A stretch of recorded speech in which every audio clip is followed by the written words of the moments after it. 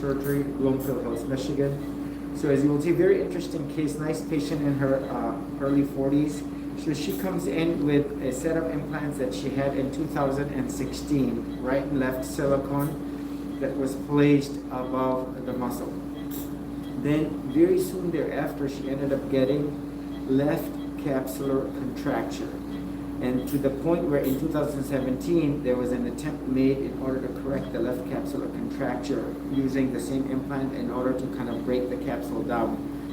And then she continued to have the contracture, and now she came to me wanting an explant. She had also what was a double bubble deformity. You can Google this, double bubble deformity. And essentially what that is, if you will, you have a situation like this where you have, this is before the surgery, the surgeon essentially, because it's a very large implant, cuts this ligament that's here in order to put the implant, and the implant just basically moves down.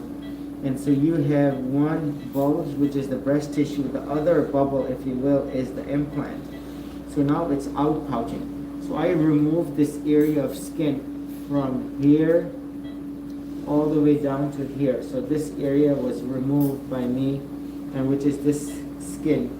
So to address the left capsular contracture, the double bubble deformity, and this is the end block fashion. So now she's back to where she is and the correction. So I have a new pair of cell gloves. I'm going to go ahead and go onto the right side with the right. She has a very prominent scar, as you can see right here.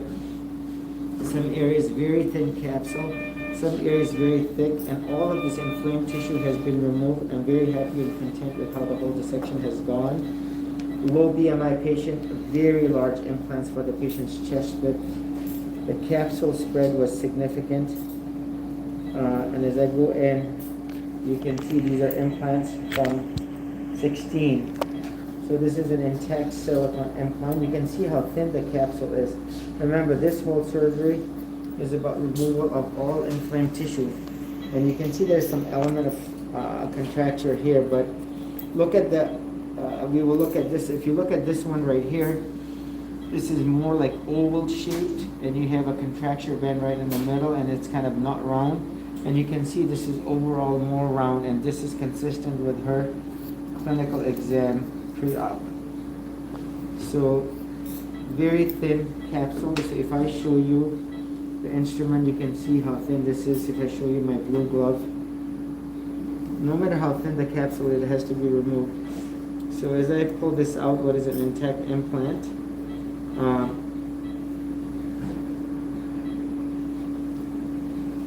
Small, very subtle. You can see that stickiness right there. This is your gel bleed type phenomenon. 450 Mentor intact implant. Capsular tissue that's within normal limits, and you can see, look how thin the capsule is like saran wrap thin. All of it has been removed, the entire capsule implant and all inflamed tissue. So now I am going to remove my top glove.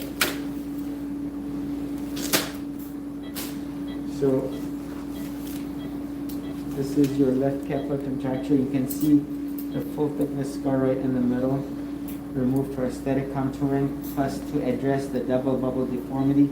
You can see the shape of this I removed at the bottom part because of the scar tissue that was in the proximity of this. And I'm very happy and content with how the whole dissection has gone. Now you can see in some areas relatively very thin. And so I'm going to go ahead and cut this open.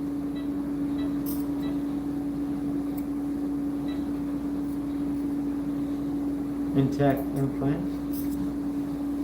You can see the hard capsule. You can actually hear it being cut. You can see some calcifications on the inside. And look at this. This is interesting to note. See how the implant comes like this and then basically invaginates inward because of the way it's being contracted, suffocated, and this is the contracture. There are 4 grades. Pain is what she had on the left, and so you can see small amount of fluid. So if I go like this, you will see that stickiness, not as prominent as what we have seen before. So you can see some fluid around, not enough to send So this is your Mentor 450. Mentor 450. End block, the gold standard on the left. And as you will see right here, look at my green glove. You can see this white scar tissue. This area was calcified.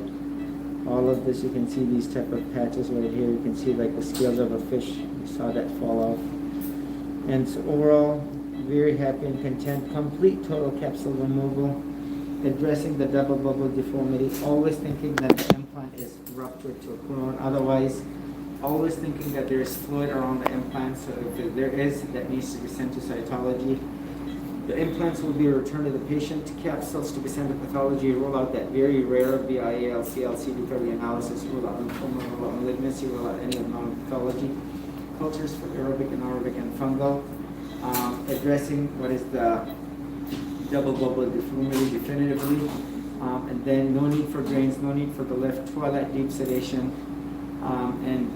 We will see how the patient does post-op, minus her many symptoms, or what is suggestive or what is questioned quite honest. This is Dr. Khan, Executive Plastic Surgery.